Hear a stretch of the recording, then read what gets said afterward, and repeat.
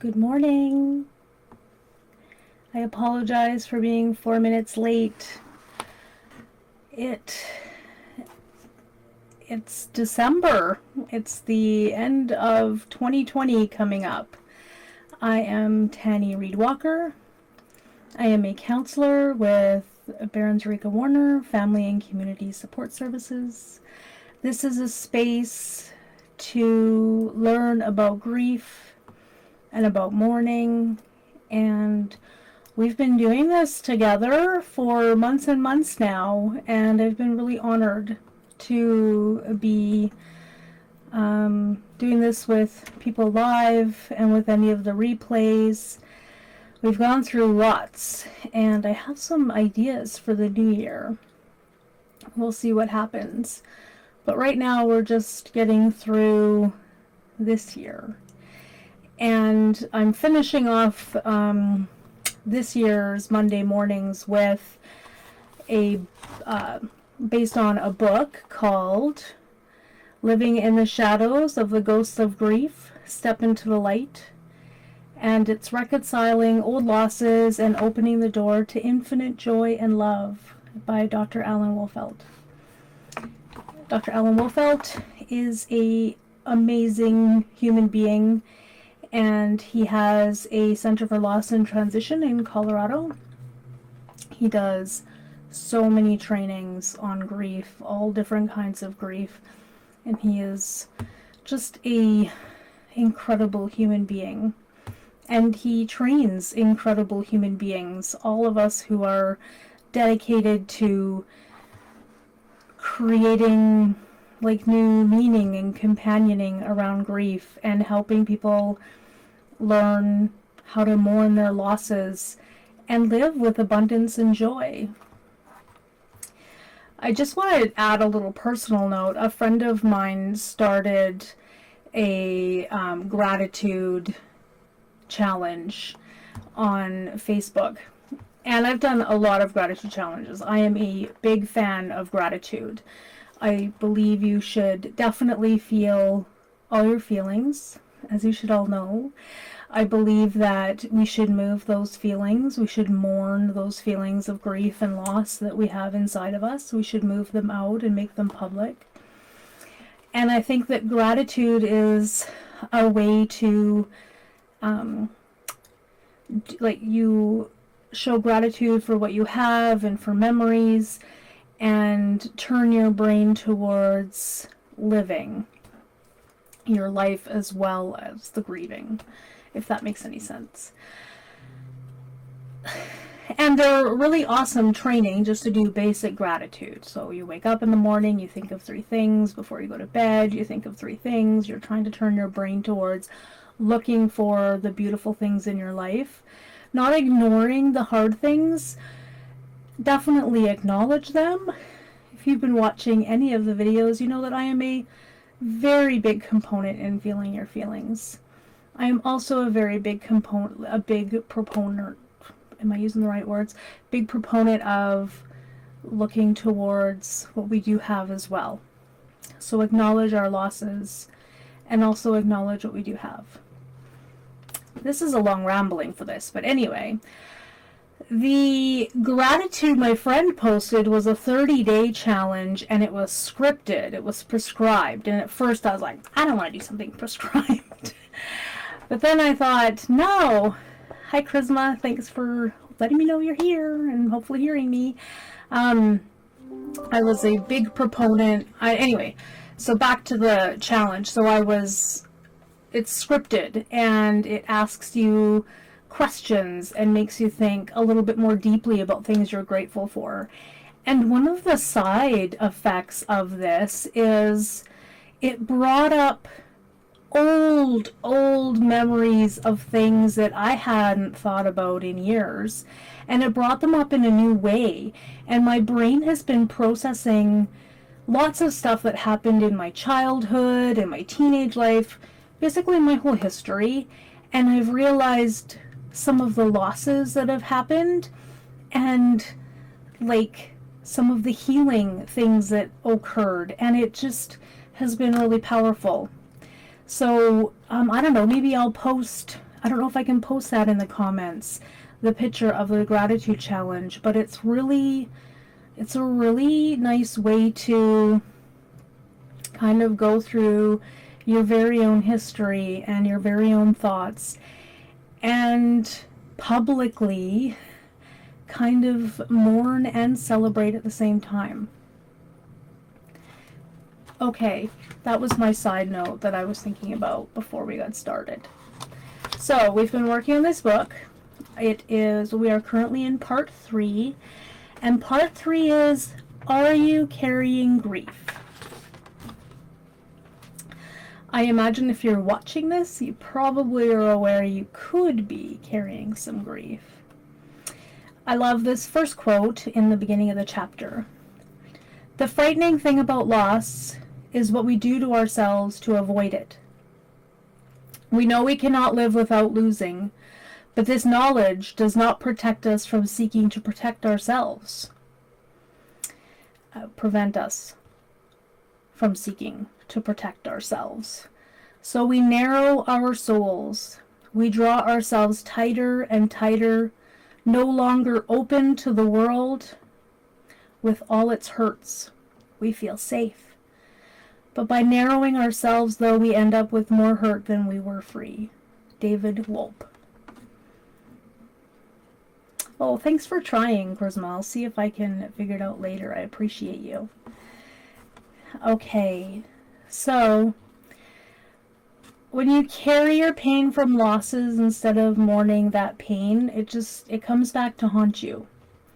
It affects so many decisions that you make. It prevents us from feeling joy. It can make us sick. It actually really creates a lot more suffering. So we feel pain from loss, but our own trying to avoid that pain just creates a lot more suffering. And when your pain is left unhealed, your enthusiasm for life is lessened. Your desire for living is lessened. Your access of your creativity, talents, and gifts is diminished. It's really, really difficult to have a full, rich life if you're trying to numb out the grief and the loss. Dr. Alan Wolfelt talks about the fallout symptoms of carried grief. I forgot to bring my water in here today. And then he talks about some common grief avoidance response styles. So it's quite a bit. Let's get through them. If you want more depth and you want to support Dr. Alan Wolfelt and his work, don't forget you can get the book. I ordered this one off of Amazon. I'm sure you can go to your local bookstore and talk to them and see if they could bring them in. Wouldn't it be lovely if we had these books on the shelves for people to access? Okay, fallout symptoms of carried grief. I will list them off and then we will go through them. So, difficulties with trust and intimacy, depression and negative outlook, anxiety and panic attacks, psychic numbing and disconnection, irritability and agitation, substance abuse, addictions and eating disorders, physical problems, real and imagined. So this video is being done during the time of COVID-19, and I hear a lot of these things happening now because we're grieving what our life was before, and we're trying to create a new life, and every time we think it's starting to look up and our old life is coming back, it just kind of gets crushed again, and so we just spiral back down into these things. And so this is a symptom of the times, and also I think a symptom of that grief that we have been carrying, that we haven't been able to numb out or ignore with the busyness of our lives. So that's just a side note. Difficulties with trust and intimacy. So you will naturally fear what you do not know. And what happens in relationships is there will be loss one way or another. And if you don't mourn the losses that you've had before, you become afraid to be intimate again, afraid to choose to be close to somebody. You may have close relationships, you may try to be connected in some way, but there's going to be a piece of you that can hold back. And this may be conscious or unconscious, but you always have this feeling that you're going to be left. And that's very painful. It's very hard not to trust people. You won't be able to open your heart very easily. So that's one of the ways that one of the symptoms of our carried grief. If you're feeling any of these things, it'd be not lovely if you would post or share. I know it's a vulnerable thing to do. I can tell you that I identified with most of these as I went through. So depression and negative outlook. So when you're carrying grief and it's dampening you, it can dampen your divine spark. It can dampen that joy, the colors of life, and it can start to create a negative, cynical view. Depression symptoms can look like sadness and inactivity, difficulty with thinking, making choices, an increase or decrease in appetite, sleep disturbances, feeling hopelessness or dejection, and sometimes suicidal thoughts or actions. There are many, many causes for depression. Grief is often a major contributor for a lot of people. So if you're feeling this, you might want to consider thinking about your losses and maybe talking to somebody about how to move those out of you. Oh, panic attacks and anxiety.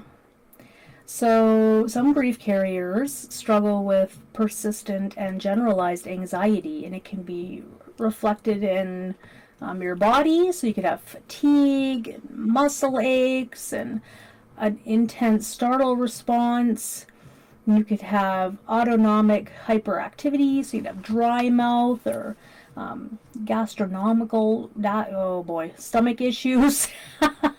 You could be apprehensive and have extra fears of injury or death.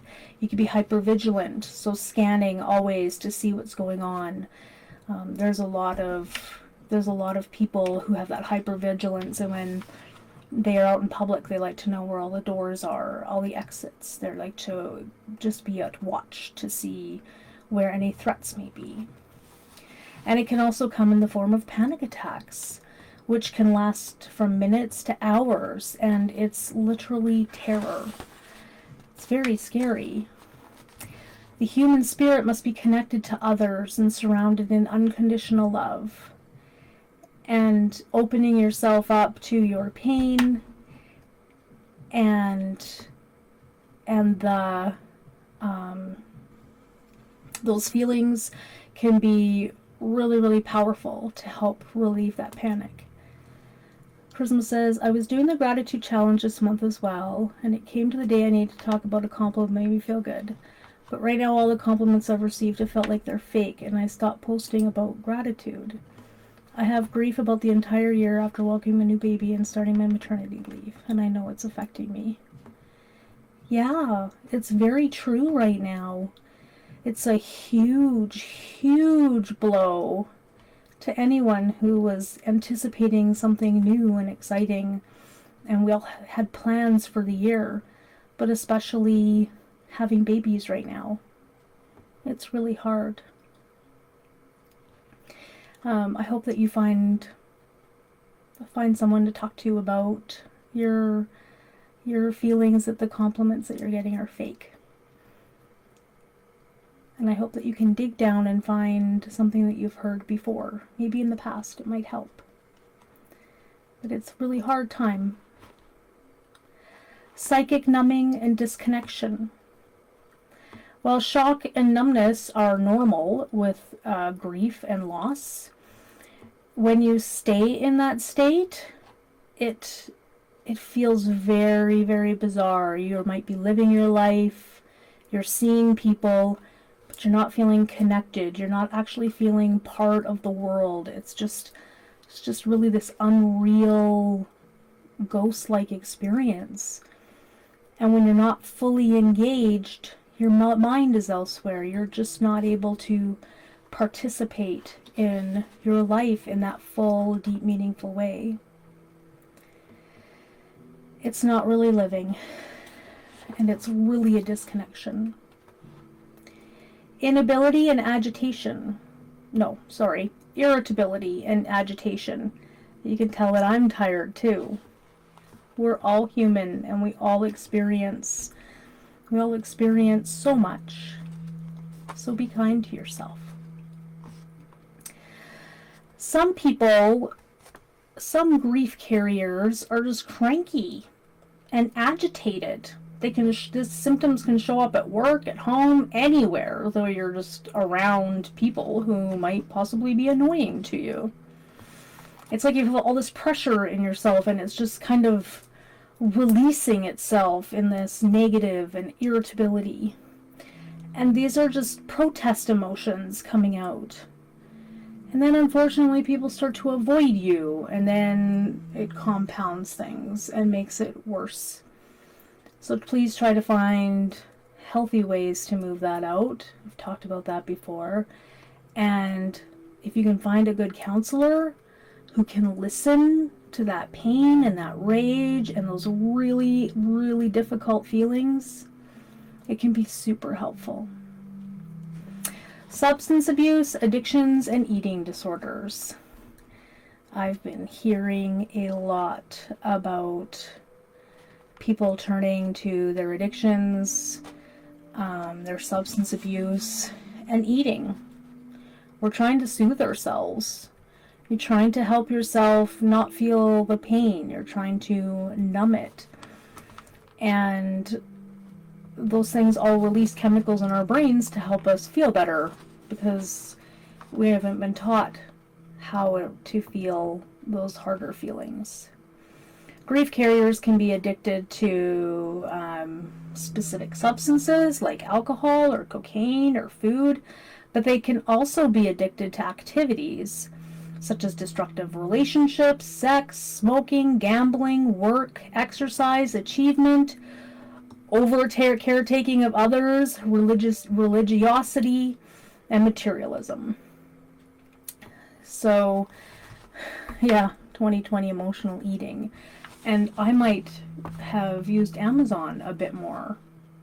It seems to be a thing. There's like so many ways to just numb yourself out by doing something that feels good in the moment. These addictions serve to numb our feelings, and they sap our spirit and our life force. It's very, very hard to lean into those difficult feelings, but when you're numbing out those difficult feelings, you're also numbing out those more fun feelings, those more enjoyable feelings. It's really hard to be fulfilled when you're numb. Physical problems, real or imagined. This is sometimes hard to talk about, but the pain centers in our brain, they reflect the pain in our body and the pain in our mind, in our emotions, in our hearts. So when we're ignoring the pain and not moving it out and addressing it and acknowledging it, our bodies will often go into, okay, well, this part of me hurts because I need tending, I need caring for. As we mourn, those feelings come out, and then our body doesn't need to express that for us. And this can create actual physical illnesses that doctors can find, and it also can create illnesses that doctors can't find. So especially if you have one that the doctors can't find, I'm not saying stop going to the doctor, but I am saying you might want to look at any losses that you've had in your life and start to work through those. It's really important. It's important to you. You don't want You want to be able to care for your body, not just because it demands it and it's trying to express what it needs. You want to be able to care for your body so that you can have enjoyment in life and keep going. So the next section is, I wonder if anybody has any more comments about that. If you do, just drop them in. Ah, yes, Charisma. I actually am going to be talking about that next week. Because we have to talk about the grief avoidance response styles, and they're quite long. And I think that it will be really nice to have that. It's going to be a pre-recorded video for Boxing Day, not Boxing Day, the first Monday of next week, but I'm off, so I'm just like chatting here now with you. Thank you for posting that. So Charisma did ask if there's any ways we're going to talk about moving our carried grief out. I do have prior videos talking about moving grief, and heads up, some of it's going to be talking about it. We're going to be moving it out, but I will focus on that next week. Thanks for asking. All right, our grief avoidance respondent styles. So I wonder which one will resonate for you. So this is just a group of them. This isn't all of the responses. Human beings are incredibly diverse, but these ones are very common. And sometimes you might experience different ones at different times. I'm going to read out the list and then we will go through them. So the common grief avoidance response styles are the displacer, the replacer, the postponer, the minimalizer slash intellectualizer. There's some twisty words today. The chemical abuser, the worker, the shopper, the traveler, the eater, the crusader, and the perpetual giver. The displacer. Well, this is a good quote. Anger is a signal and one worth listening to. Harriet Lerner. All of our emotions are there to tell us something. And anger is often telling us that something isn't working right. Something is unfair. Something needs to be addressed. So anger itself, not a bad thing. It's an important thing. I've also heard anger is Sad's bodyguard. Anger is Sad's bodyguard. It's there to protect the vulnerable you. So it's a sign that there is a vulnerable you that needs to be taken care of. The displacer is a person who takes the expression of their grief from the loss itself and puts it in other directions. So you may be grieving about a loss or a really big change, but you're actually angry at a system that's going on at work, or you're ticked off at somebody's annoying chewing habits at the dinner table. There's just, it can happen really unconsciously, but you just become more bitter towards life in general, and everything kind of sucks. Everything is uncomfortable. Nobody can do anything right. Everyone is simply stupid. It's not always quite that extreme, but it can be. So a person is shifting their feelings of discomfort and grief and loss from within themselves and focusing it on the outward world. So if you think about all of the drama that's happening on social media, a lot of it's really based on valid causes, but how much of that is actually displaced grief? People are carrying grief, but they're pushing it outwards. Interesting. The replacer. The quote is, I fooled myself into thinking that if I remarried, I would stop missing her. Obviously, I remarried too quickly, but nobody could tell me that at the time. I come across this quite a bit. You have a relationship and a broken heart, and there's a big loss that happens, and you get back into a relationship super fast because it feels good at first. The replacer will take those feelings that they carry for what they have lost, and they will moving into another relationship. It's just avoiding the work of grief. And it's very difficult to explain that to people and not have them be angry. The replacer loved the one that they lost so much. They just want that pain to stop, and they want to put it onto somebody else. The postponer. So the postponer feels that if you just kind of push that grief away for a little while, it'll just kind of go away. We've all heard the statement, time heals all. And I will be here the first one to tell you, time does not heal all. Time plus work can heal, but time by itself does not heal. So the postponer likes to think that if they just don't think about it and move on, it will just kind of fade away. But that's not true. It just kind of rolls around and builds until it comes out in ways that you're certainly not going to like in the future. It's a very difficult thing because as you postpone, then more and more things happen, and it just blocks your joy for life and your ability to connect and be part of this world. When it first happens, when you first have lost, there's going to be times when you need to set it aside, but please don't ever leave it in the back of your internal closet because it's not going to go away. It's going to keep going. The minimalizer / intellectualizer. So this is the person who, this one I hear a lot. It's like, well, I feel sad about this, but all of these rationalizations about why they shouldn't be feeling that way. One of the biggest ones out here is, well, I feel really sad about this and this, but you should hear what this other person has gone through.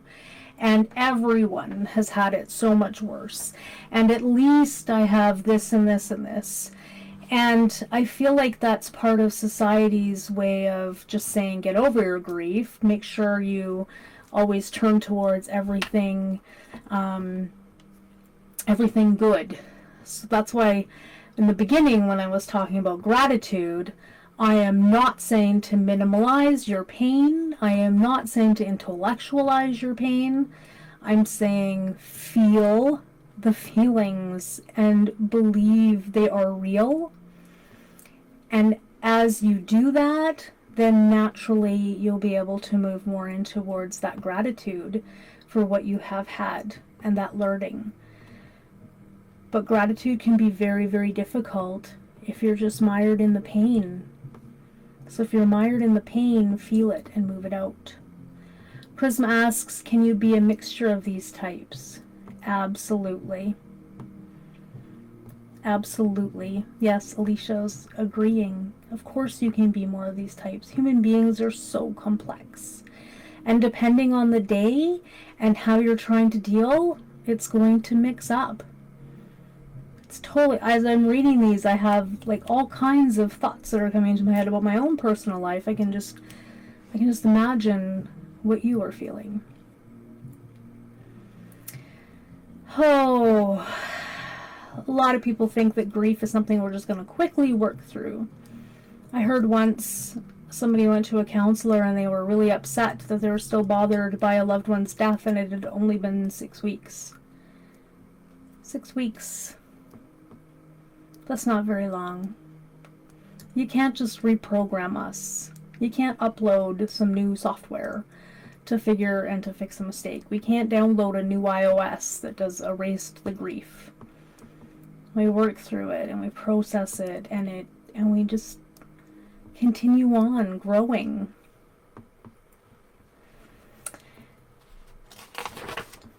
The chemical abuser. Excuse me. The chemical abuser is one who uses alcohol and other drugs to avoid the work of mourning. You see it a lot. People are sharing a drink here and sharing a drink there, and here, have a drink of this, it'll feel better. Or a smoke of something. There's all kinds of chemicals out there that that can alter the way you're feeling. And the reality is that these things can disrupt your sleep patterns, and they can actually worsen your mood states. I feel sometimes if something's been dampened like that, then it just kind of bursts out when that chemical has stopped working, so you need to do it some more, and it just becomes this cycle. It can be very destructive. So if you find yourself using chemicals to be able to avoid your work of mourning, again, you don't have to do the work of mourning alone. You can do it with people. So the worker. Lots of times people become over-invested at work because work is some place where they can control what's going on. They know they're good at what's going on. They know what's expected of them. And people celebrate people that are hard workers and do the job right and are diligent, and wow, look at how good they've become. And it can become this matter of pride, and it looks like they've really gotten through grief well.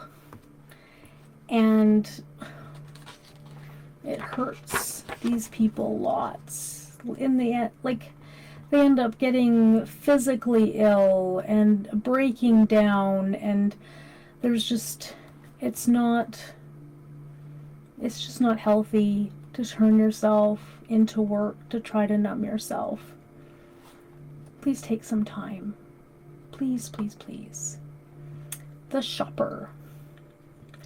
The shopper is a person who spends money in effort to avoid the work of mourning. We've often heard it called retail therapy. And this is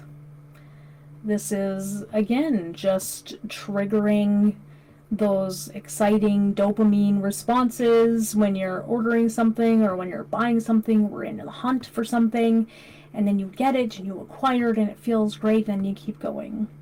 But this can also create serious financial problems for people, which is very difficult when you've gone beyond your resources.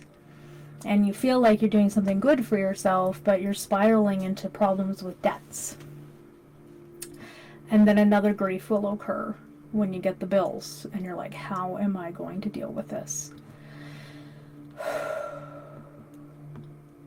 The traveler. This one was new for me. Sometimes I figured if I just kept moving, I'd never land, and if I never landed, I'd never feel. By Anonymous. So the traveler is the person who stays on the move to avoid the work of mourning. Like, I can't stand this feeling of just being here. I need to get away. I need to take a trip. I need to leave this grief behind. Oh my gosh, I have planned at least 15 road trips and other trips during COVID, trying to escape just being. And it's exhausting, because then you're grieving not being able to be free to do these things. Some grieving people don't just travel, but prematurely move their place of residence.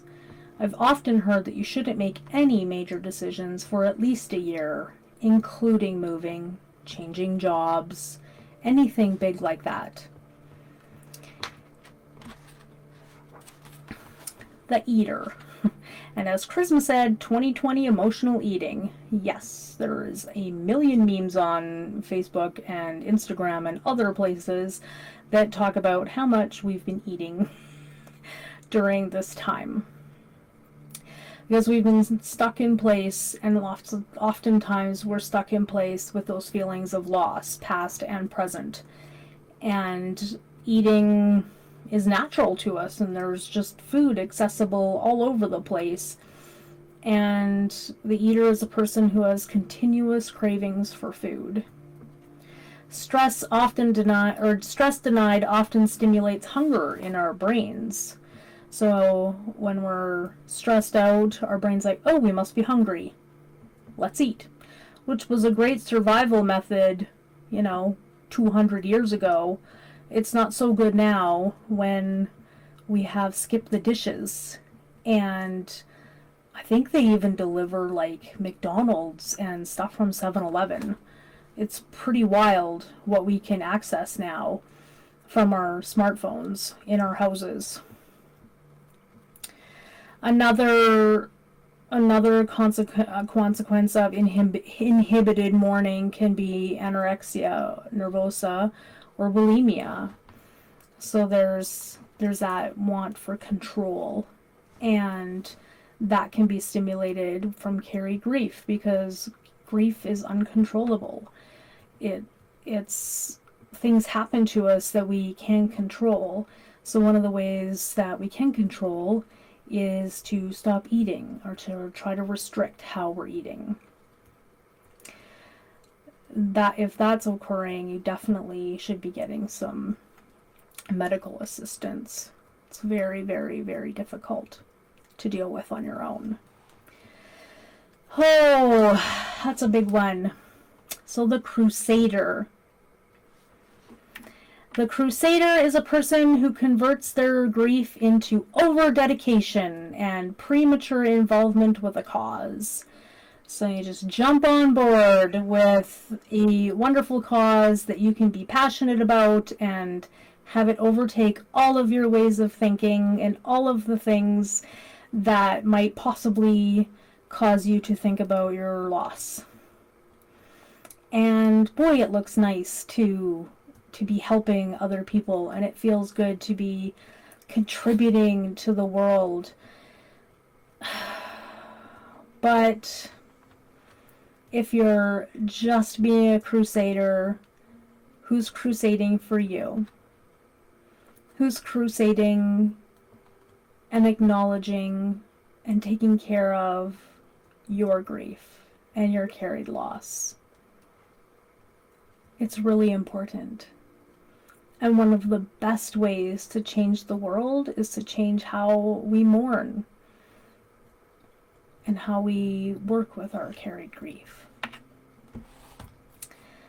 The perpetual griever. While the postponer puts off embracing their grief, the perpetual griever embraces their grief too tightly for too long. They acknowledge the reality of death and embrace the pain of loss, but then they kind of get stuck there. They worry that if they start to feel better, then they're being disloyal to the person who passed away or died. And so they suffer from chronic long-term sorrow. So having pain from loss is different than having chronic long-term sorrow. If you're feeling guilt for starting to enjoy life, I suggest that you talk to somebody about that. Somebody who is compassionate and understanding and is able to help you walk forward, not drag you forward. Help you have the strength to be able to walk forward. Grief doesn't ever end, and you will always feel some pain over your losses, but it should soften. It should definitely soften. So, as I've gone through these, I imagine they've come up in your mind, and I just want to talk about a little bit here about some things that people don't always acknowledge as losses, and maybe it'll strike up a memory or two or something for you to go, oh my Lanta, I need to think about that for a while and process that and do some mourning. So I have a list here. What's long term? Early grief can last 2 years. And sometimes a little bit more, just depending on you and who you are. Long term in regards to like years and years. So basically even early grief is 2 years, But as the 2 years goes on, there should be incremental softening of what's happening. So there might be longer periods between a grief burst, but when the grief burst happens, it's just so intense. If you have long-term depression or long-term anxiety, and I'm talking even during those 2 years, then it's good to be working on mourning, working on that. Does that make sense? But a person who it's been 5 years and they're just, as soon as they start talking about their loved one or anything, they're just burst into tears, or if they just feel guilty for feeling any kind of joy that happens, or when they laugh, that's a perpetual griever. Does that make sense? I don't know if that answers your question.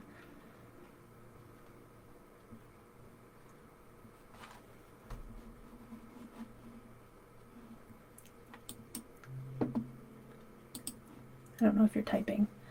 Oh, okay, good, thank you. Yeah, if it doesn't, please just ask, I'm open to more clarifying questions. Okay, so here are some losses that people can have that they might not always realize are losses and that they require mourning over. So loss of people you love. So that could be separation, either physical and or emotional. I get a lot of young people who are in transition with their friends, and that's really hard when you're in transition with your friends. They may still be in the same classroom with you, but they're just not talking to you as much as they used to, and that's really difficult. And people are just like, find new friends, it's no big deal. But it is a big deal. It requires mourning. I'll keep going. Rejection, hostility and grudges, illnesses such as Alzheimer's and other debilitating conditions, divorce, abandonment and betrayal, death, and empty nest. Loss of pets is a massive, massive loss. Loss of aspects of self. These are things that we often do not think about as needing to mourn, because we're feeling grieving feelings about them. So self-esteem, and this is often through physical, sexual, emotional abuse or rape, humiliation, rejection, or neglect.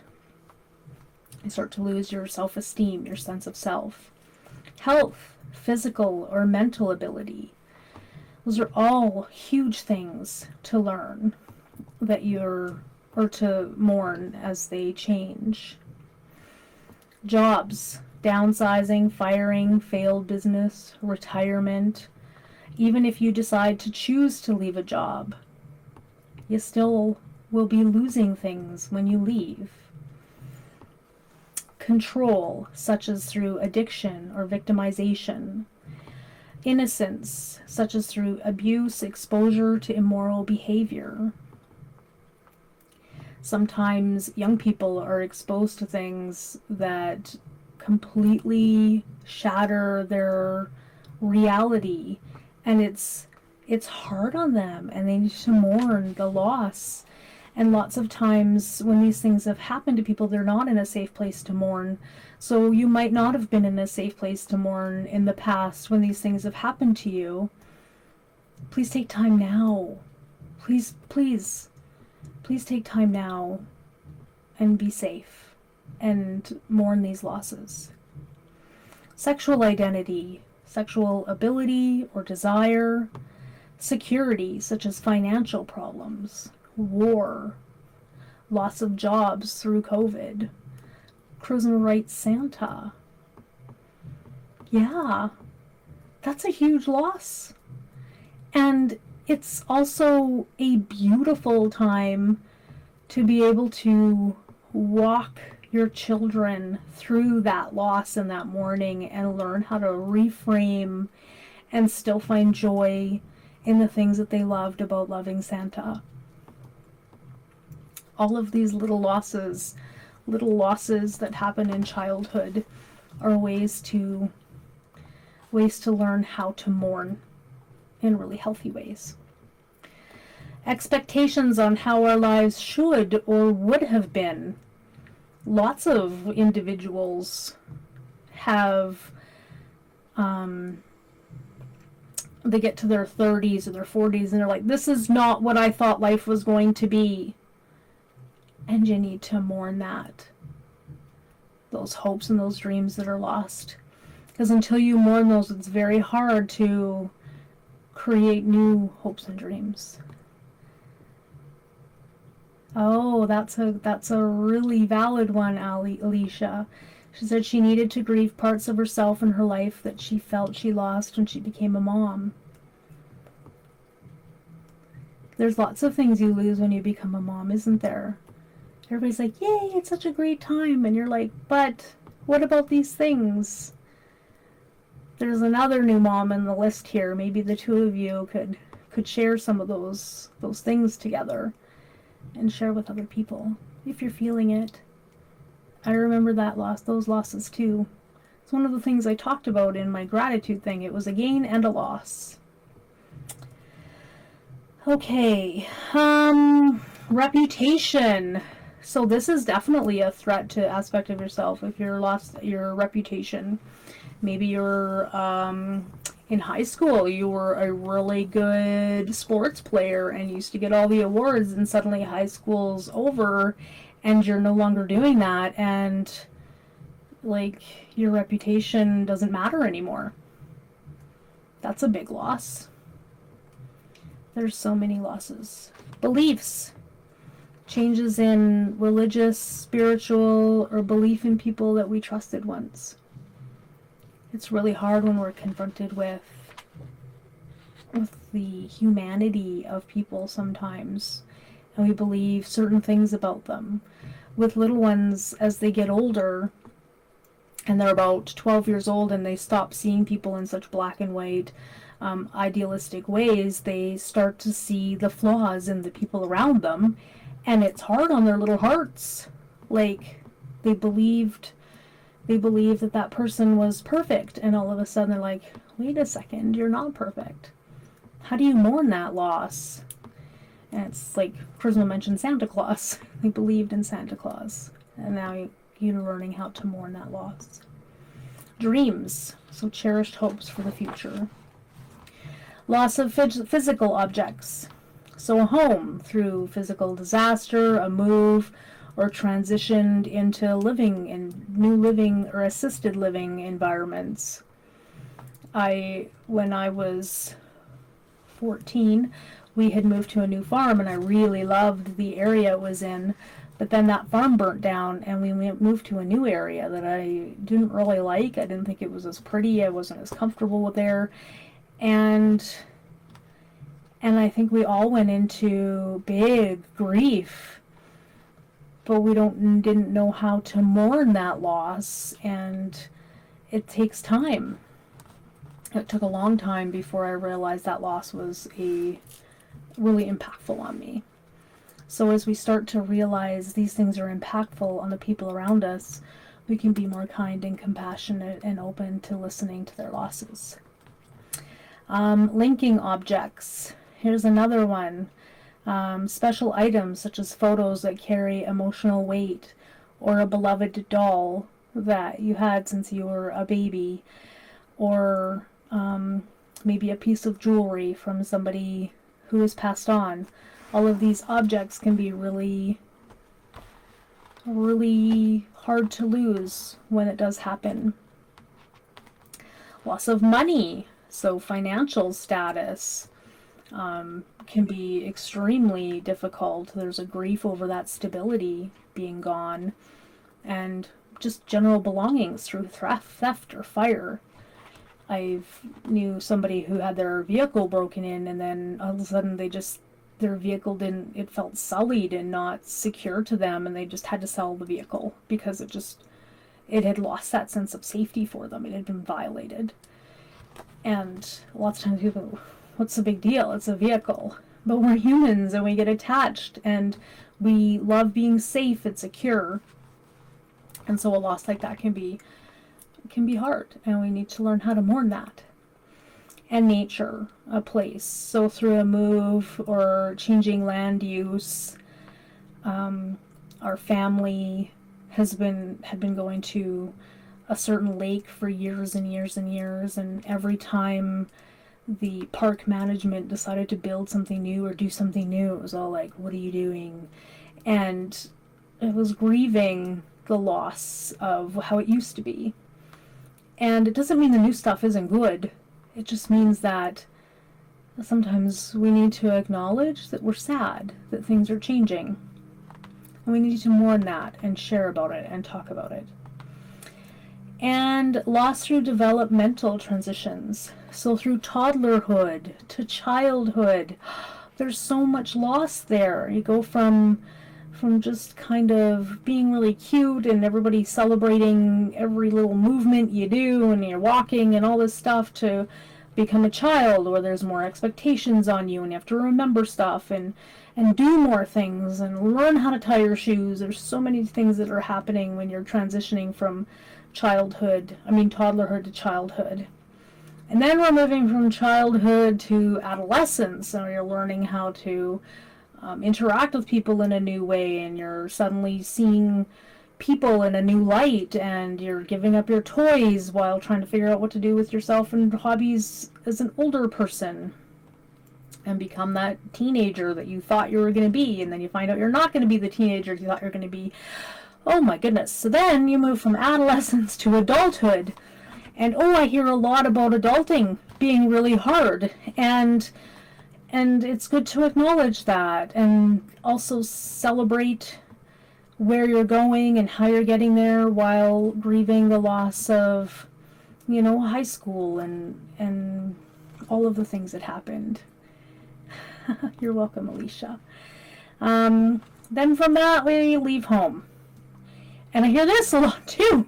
It's like, you think it's going to be this amazing thing, and then you realize, wow, this is hard. I have to learn how to pay bills. I didn't know how money worked the same way. You have to pay for electric things. You got to do taxes. There's like a million and one things to do.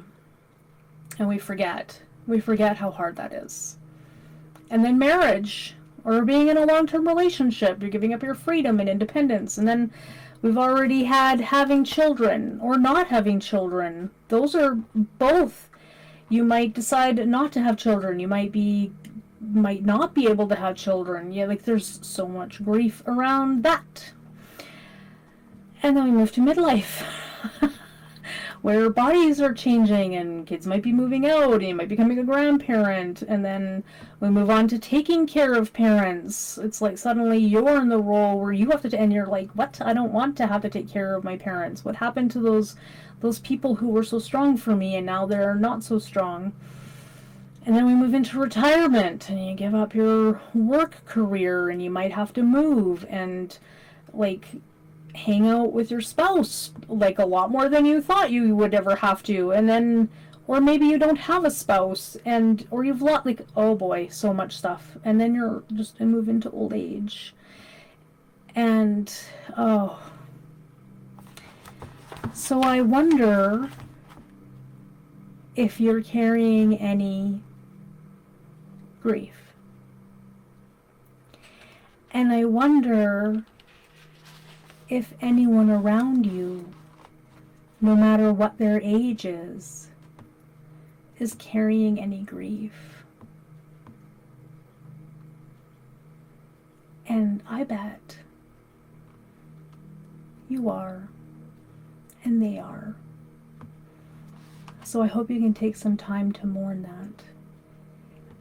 And next week we will talk about that, how to do that some more. In the book, there's this grief inventory. And if you want to buy the book, that'd be great. If not, I think you probably, if you've been watching, if you've been kind of taking an inventory yourself as to how you're dealing or not dealing with your grief and how it's coming out of you, not in the mourning way, but in the things that are going on for you. And as always, I'm going to say, be kind to yourself. We're all just trying to do the things and learn as best as we can in this rapidly moving society. And I hope that you and I and anybody else that watches this video, and I hope things like this spread, that we have more kindness and compassion and understanding. And we learn to breathe and to feel, because you're worth it. And you can have joy and love and experience amazing, amazing things. It's all tied together. So thank you so much for watching. I will do a video to post on next Monday. I'm taking a little bit of time off. I'm very tired. And I need to take care of myself as well. But I'm going to post the video so that you can not miss out on the opportunity to do and learn some more ways to take care of your carried grief. So you can practice. Practice it. And be kind to yourself, because it takes time to sift through all of the things. It's kind of like you sift through a big sieve and you deal with these big things at first, and then you go to another layer and another layer and another layer, and you just create more and more understanding. I appreciate you. I appreciate that you're taking this time. I appreciate these new moms on here who are creating a new generation of kind, compassionate souls. Oh, and the work you're doing. Please be kind to yourself. It's hard. It's hard work. And so all of you out there, I hope that this holiday season has a beautiful mix of a lot of feelings and emotions, and that you're able to move them out. And please stay connected. Please stay connected as you possibly can. I do love all of you.